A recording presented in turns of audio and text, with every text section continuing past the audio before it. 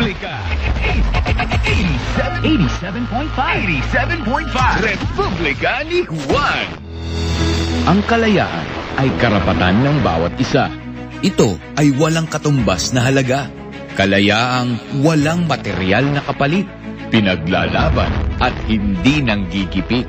Ngunit ating tatandaan, ang kalayaan ay responsibilidad na kayang gampanan, hindi pabigat sa lipunan.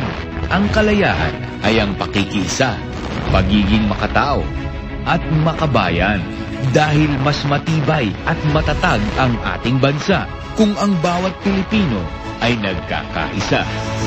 Maligayang araw ng ating kalayaan mula sa Republika mo, Juan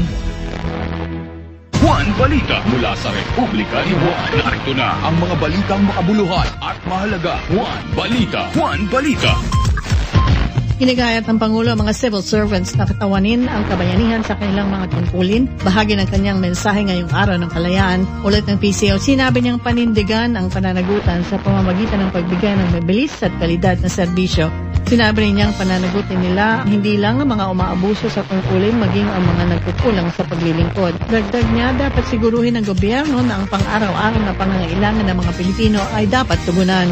Sa ibang balita, magiging available ang Wegovy sa Pilipinas itong taon. Ula sa Inquirer, ang weight loss treatment ay gawa ng Denmark-based multinational pharmaceutical company Novo Nordisk. Ito ay para sa mga taong may obesity. Kailangan ito ng prescription ng doktor. Hindi pa naprepresyohan ang Wegovy injection pen, pero sabi ng ulat, ito ay pangkalahatang doble ng presyo ng Ozempic injection, isa pa ring Novo Nordisk drug. Ang Ozempic ay nagkakahalaga ng 7,560 pesos isang piraso. Ako si Grace para sa Juan Balita. Juan Balita sa 87.5